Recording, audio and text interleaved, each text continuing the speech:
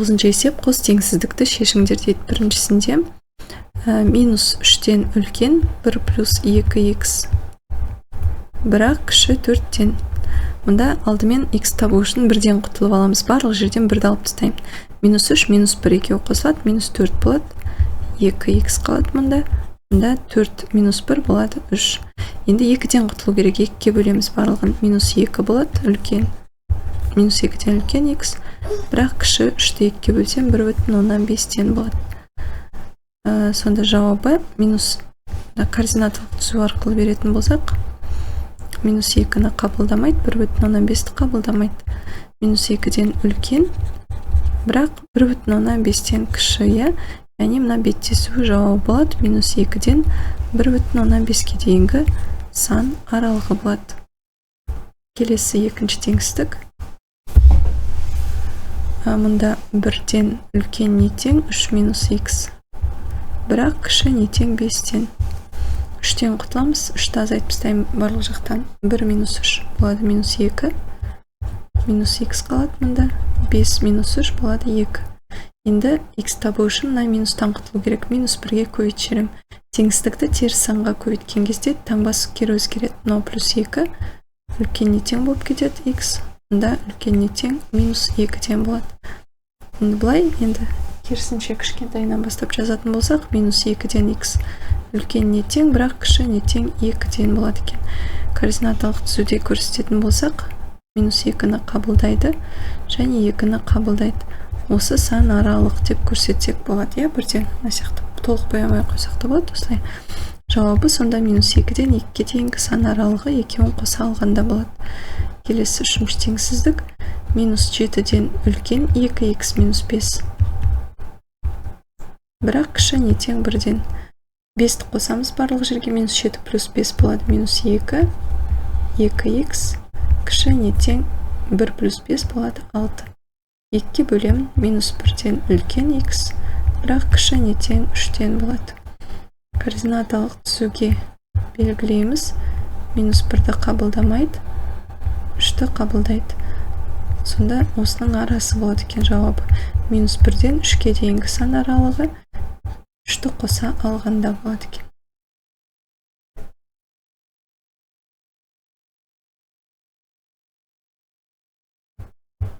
1020-шы есеп.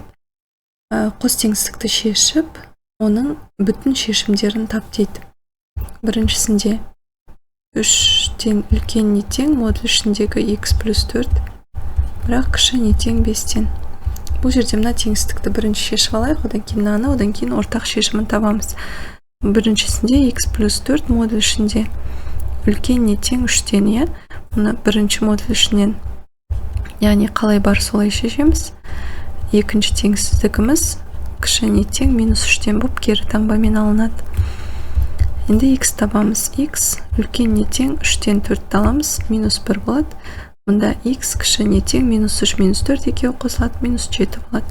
Координаталық түзуде белгілейміз. Минус 7-ні қабылдайды және минус 1-ді қабылдайды.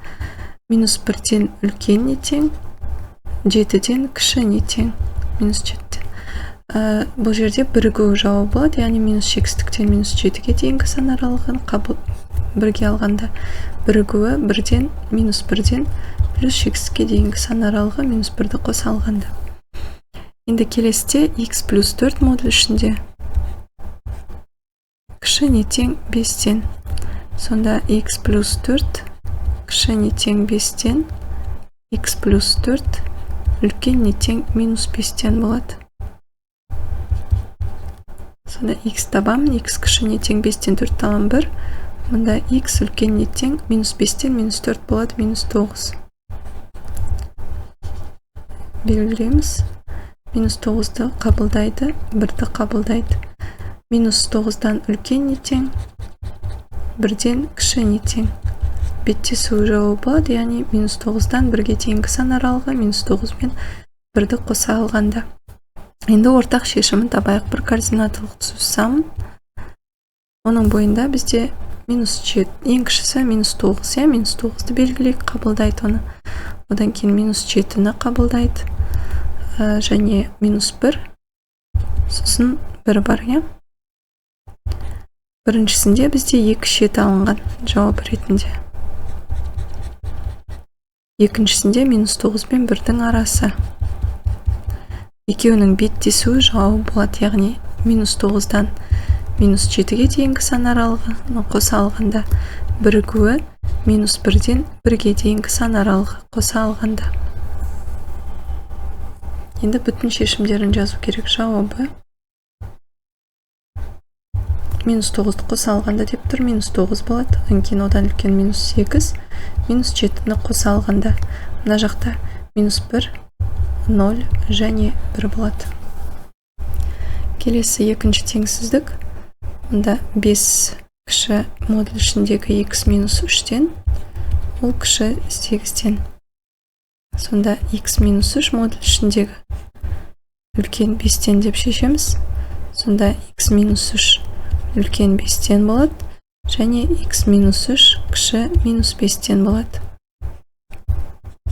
X табамыз, x үлкен 5-ке 3 қосылады 8, мұнда x кіші -5 плюс 3 болады -2. Координаталық түсуге салсақ, -2-ні қабылдамайды, 8-ді қабылдамайды, 8-ден үлкен, -2-ден кіші. Жауабы -6-тен -2-ге дейін, бірігуі 8-ден плюс 6-ге дейін болады. Келесінде x -3 модуль ішінде кіші 8-ден. Сонда x -3 кіші 8-ден, x -3 үлкен -8-ден болады. X кіші 8 плюс 3 болады 11.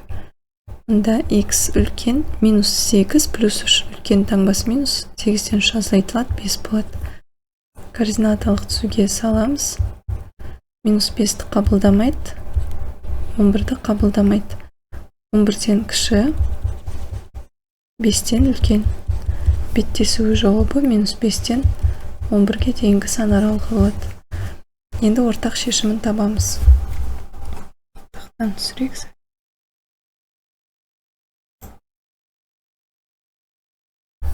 Ортақ шешімі бір координаталық түсуге салатын болсақ, -5, одан кейін -2, 8 және 11. Біріншісінде 2 шеті болады. Екіншісінде арасы -5 пен 11-дің арасы.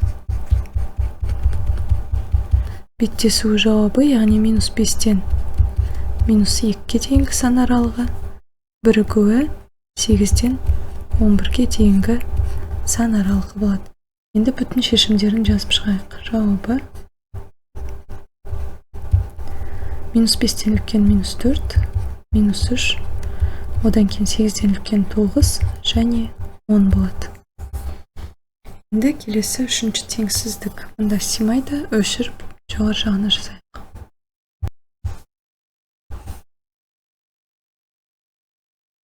Сонда үшіншісінде 2-ден үлкен модуль ішіндегі x -1, бірақ кіші не тең 5-тен.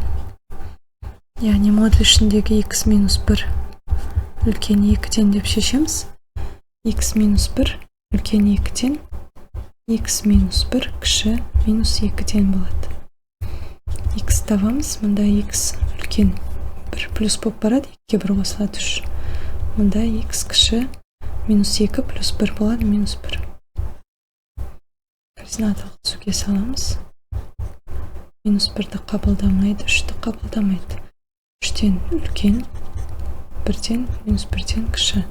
Сонда -6-тен -1-ге дейін, бірігуі 3-тен плюс 6-ге дейін болады. Енді келесі екінші аралықта x -1 модуль ішінде кіші не тең 5-тен. Сонда x -1 кіші не тең 5-тен болады. Мұнда x -1 үлкен не тең -5-тен болады. X табамыз, x кіші не тең 5 плюс 1 6-дан болады. Мұнда x үлкен не тең -5 плюс 1 болады -4. Координаталық түсуге саламыз. минус 4 қабылдайды және так 6-ны қабылдайды. Минус 4-тен үлкен не тең, 6-дан кіші не тең. Беттесу аралығы жауабы минус 4-тен 6-ға дейінгі сан аралығы қоса алғанда. Енді ортақ шешімін табамыз. Координаталық түзу заңын. Онда менде минус 4-ті қабылдайды, одан кейін минус 1-ді қабылдамайды, одан кейін 3 бар және 6. Біріншісінде минус 1 мен 3-тің 2 шеті. Онда минус 4 пен 6-ның арасы. Беттесуі жауап болады. Минус 4-тен минус 1-ге дейінгі сан аралығы, минус 4-ті қоса алғанда бірігуі, 3-тен 6-ға дейін 6-ны қоса алғанда болады. Енді бүтін шешімдерін жазып шығайық. Минус 4, минус 3, минус 2, минус 1-ді алмайды, мына жерде 3-тен үлкен 4, 5, одан кейін 6-ның өзі болады.